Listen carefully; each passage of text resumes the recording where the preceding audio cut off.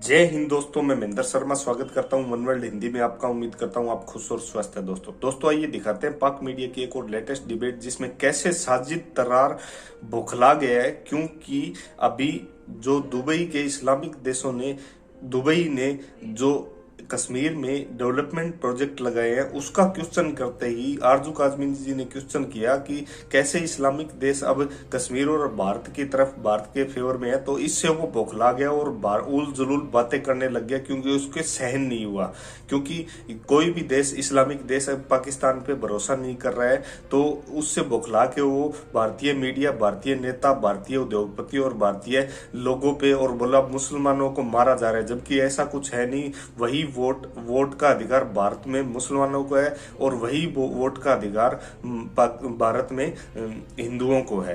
तो दोस्तों देखिए ये डिबेट कैसे साजिद तर्रार बौखलाया हुआ है और उसका आपा खो चुका है। वो अगर उसके तो मन में तो ऐसा चल रहा है जैसे कि वो भारत की गर्दन नोच दे, लेकिन ये अपने मन ही मन घुटते रहते हैं, क्योंकि इनका कुछ बस चलता नहीं है। तो दोस्तों देखिए इसकी बौखलाहट भरी रिप्लाई आरजू काजमी जी को, और कमेंट में अपनी प्रतिक्रिया जरूर दें। लास्ट में आपसे रिक्वेस्ट करूंगा, चैनल पे नए है तो चैनल को सबसे पहले सब्सक्राइब कीजिए, लाइक शेयर कमेंट जरूर कीजिए। दोस्तों जय हिंद, वंदे मातरम, भारत माता की जय। दोस्तों सर, ओआईसी कंट्रीज को लेकर पाकिस्तान मिलिट्री के ऑफिसर्स जो हैं वो गए हैं एलओसी पे और वहां उन्हें ब्रीफिंग भी दी है।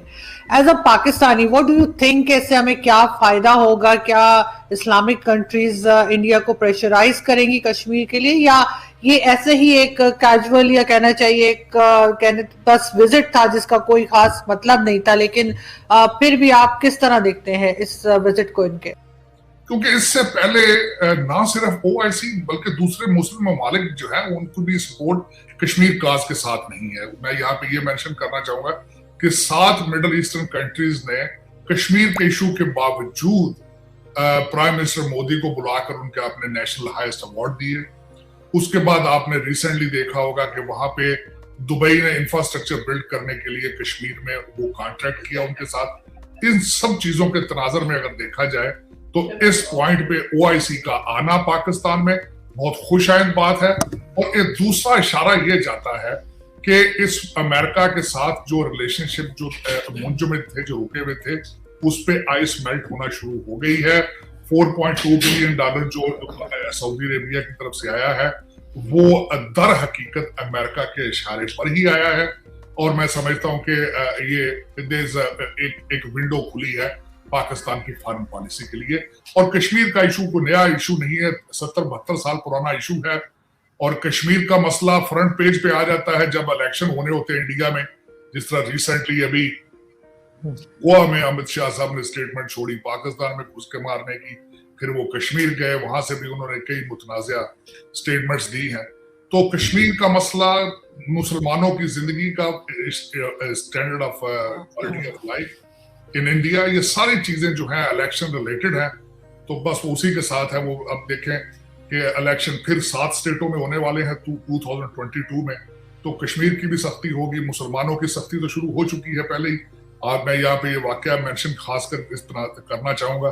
केवल एक 21 साल का लड़का अल्ताफ, शायद आपको पता होगा, जिसकी स्टोरी यूपी में है, उसको लव जिहाद के चक्कर में जाके थाने में मार दिया गया है। तो वो ये मेरे मजे इस तरह की चीजें अजीब जिंदगी, मुसलमान होना और इंडिया में होना इस वक्त इसी तरह है जिस तरह आप कोयलों पे चल रहे हैं।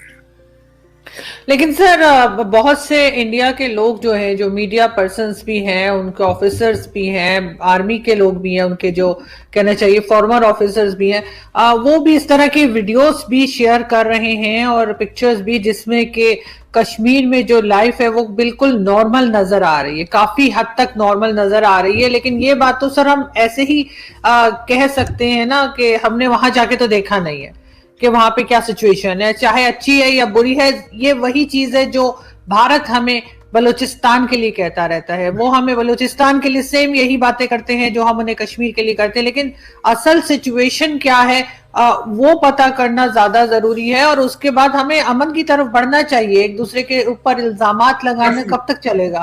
डेफिनेटली आरजू, लेकिन इसमें मैं थोड़ा सा ये ऐड करना चाहूंगा कि वो जिसको मैं अकेला नहीं कह रहा, जो गोदी मीडिया एक टर्म जो निकली है वो वैसे नहीं निकली। इंडियन मीडिया, ये बात उनको मैं दाद जरूर दूंगा कि उन्होंने मोदी साहब के आसपास ऐसा घेरा डाला हुआ है मजबूत किस्म का कि वो जो कुछ भी करते हैं, वो मेरा मकसद है, चाहे देखें कोविड को किस तरीके से उन्होंने खूबसूरती से कवर कर गए। उन्होंने इतना जो जुल्म हुआ है उसको मैं बिल्कुल उन पर फिट पड़ता है। कहते हैं झूठ इतना बोला जाए, बार बार बोला जाए कि लोग उसको सच समझना शुरू कर दें। ये उनका एक प्लस पॉइंट है इस वक्त इंडियन मीडिया का, कि वो बिल्कुल मोदी साहब को और हिंदुत्व के आइडिया को बिल्कुल बड़ी खूबसूरती के साथ प्रमोट कर रहे हैं। इसमें वो कामयाब हैं, मुबारकबाद के मुस्तहिक हैं वो, मैं समझता हूँ।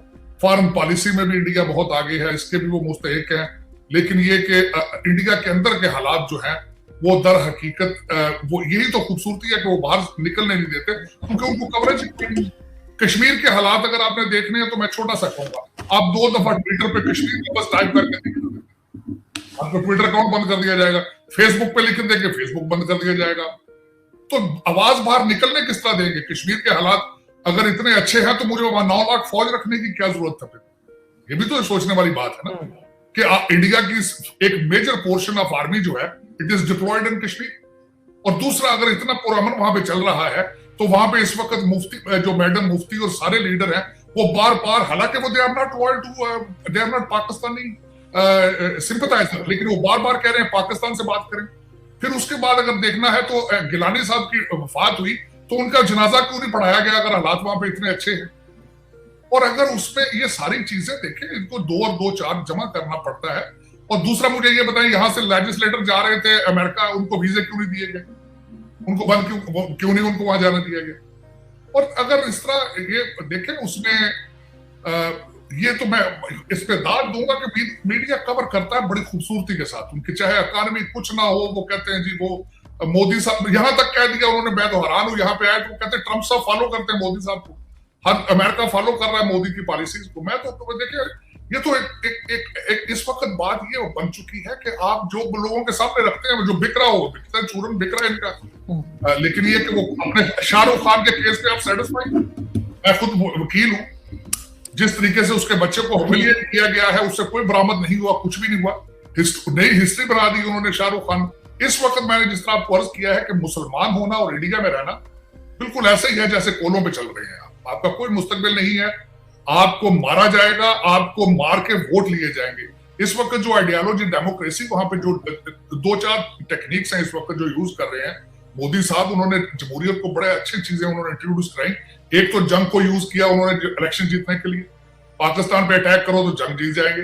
दूसरा, वो ये समझ चुके हैं कि मेजॉरिटी पॉपुलेशन इज हिंदू, तो मेजॉरिटी में से मेजॉरिटी के वोट ले लेंगे, वो जीत जाएंगे। और उनसे मेजॉरिटी के वोट किस तरह लेने हैं? वो मुसलमानों को मारेंगे, मस्जिदों को शहीद करेंगे, उनको खुश करेंगे वो election. This is what the trend is. और ही हैज अ प्रोटेक्शन। देखे ना, अदलिया उनके कंट्रोल में, मीडिया उनके कंट्रोल में, इसको डेमोक्रेसी आप कहेंगे? ये डेमोक्रेसी नहीं है। Democracy is going through crisis, not only in India, everywhere matter.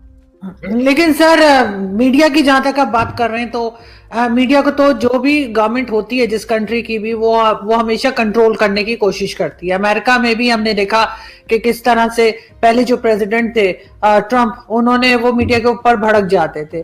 Pakistan में एपीएस के बच्चों के साथ जो हादसा हुआ, जिस तरह से उन बच्चों को शहीद किया गया, उनके पेरेंट्स ने कहा है कि 3 जिन लोगों के नाम लिए हैं, वो नाम लेने की इजाजत नहीं है हमारे मीडिया को, जिसमें उस वक्त के आर्मी चीफ भी शामिल है, कोर कमांडर शामिल हैं और DGISI 2014 के। तो उनके नाम लेने का पाकिस्तान टीवी किसी भी चैनल पे, प्राइवेट हो चाहे गवर्नमेंट का चैनल हो, इजाजत नहीं है। ये बात आप कहीं से भी चेक कर सकते हैं। बिल्कुल, मैं आपको जिसे कहते हैं ना, डबल चेक करके ये बात बता रही हूँ। तो ये चीजें तो कोई खास नहीं है कि इस तरह से रोका जाता है, मीडिया को भी रोका जाता है बात करने से। हमारे यहाँ बलूचिस्तान में रोका जाता है। मैं कोई कंपेयर नहीं कर रही, ना ही मैं कोई साथ दे रही हूँ भारत का, लेकिन मैं एक बात कह रही हूँ कि यही चीज हम खुद दोहराते हैं। हमारे यहाँ बलूचिस्तान में जिस तरह से मिसिंग पर्संस का इश्यू है, उस पर हम बात नहीं करते। हम जिस तरह से उस चीज को छुपाते हैं और उसके बाद वहां पे ये सिलसिला चलता जा रहा है। यहाँ पे इस्लामाबाद में मैं रहती हूँ, कितनी बार वो लोग आते हैं, उनके पेरेंट्स आते हैं, घर के लोग आते हैं, इस्लामाबाद प्रेस क्लब के सामने बैठते हैं, रोते हैं कि उनके बच्चे और उनके लोग नहीं मिल रहे, लेकिन कुछ नहीं होता। तो दूसरे पे हम अगर इसी तरह एलिगेशंस लगाते रहेंगे, कई बार हमारी उधर, क्योंकि मैं इंडियन मीडिया पे भी जाती हूँ, कई बार बात हुई है, वो कहते हैं कि इतनी फौज हमने नहीं लगा रखी जितनी बता रहे, टोटल 12,000 से 15,000 उनकी फौज है।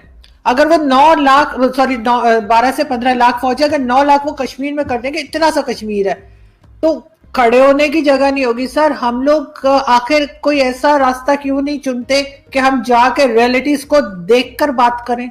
फिर हम बेशक इल्जाम लगाएं, लेकिन हमें सही बात तो पता हो। मैं यहाँ से बगैर देखे कह दूं, आप वहां से बगैर देखे कह दें, वो भी तो ठीक नहीं है। नहीं आरज़ू, आप और मैं इस जगह पे अब बात कर रहे हैं, इसकी एक वजह है।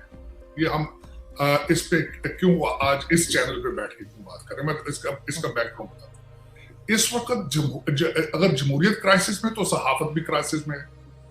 अब आप और मैं यहाँ बैठ के बातें क्यों कर रहे हैं कि ये चैनल और न्यूज़पेपर्स, ये सारा बिजनेस है, ये कॉर्पोरेशन बन चुकी है। इनको बड़ी बड़ी कॉर्पोरेशन, CNN एक कॉर्पोरेशन ओन करता है, फॉक्स एक कॉर्पोरेशन ओन करता है, इंडिया के बड़े बड़े चैनल वो सारे करप्ट जो इंडस्ट्रियलिस्ट हैं, करप्ट बिजनेसमैन है। इसी तरह पाकिस्तान में, पूरी दुनिया में अब सहाफत नहीं है। सहाफत एक चीज मेरी नजर से, मैं लॉयर हूं, मेरी एक सहाफत ये चीज होती है कि एक राइट एंगल दिखाएं, लेफ्ट एंगल दिखाएं, और पढ़ने वाले और देखने वाले पे छोड़ दिया जाए कि वो खुद इसको कंक्लूड करें। लेकिन इस वक्त ना लेफ्ट दिखाते हैं ना राइट, सीधी अपनी ओपिनियन दिखाते हैं, वोटर का माइंड बिल्ड किया जाता है। और इसी वजह से लोगों के रिएक्शन में अब लोग, जो आपके जितने एंकर हैं पाकिस्तानी, वो अपने चैनल्स पे बात नहीं करते, हर एक का अपना यूट्यूब चैनल। लेकिन अब जो आप बात कर रही थी ना मिलिट्री डिप्लॉयमेंट की, आप बात कर रही हैं इंटरनल, ये इंफॉर्मेशन बाहर किस तरह आ रही है? ये इंफॉर्मेशन ये भी सोशल मीडिया पे बाहर आ रही है। अब ट्विटर है, अब फेसबुक है। अब यूपी में अल्ताफ साहब मरे, थाने में जाके मारा, 21 साल का बच्चा उन्होंने। मुझे वॉशिंगटन डीसी में खबर पहुंच गई विद इन 1 डे। और मैं सबसे बड़ी बात बताता हूं, मुझे ये भी खबर आ गई वहां से कि उस पर इल्जाम लगाया गया कि उसने खुदकुशी की है। उसका कद 5 फुट 6 इंच है। जिस पाइप के साथ कहते हैं मारा गया है, वो जमीन से 3 फुट ऊंचा है। कहते हैं इसके साथ लड़क के मर गया।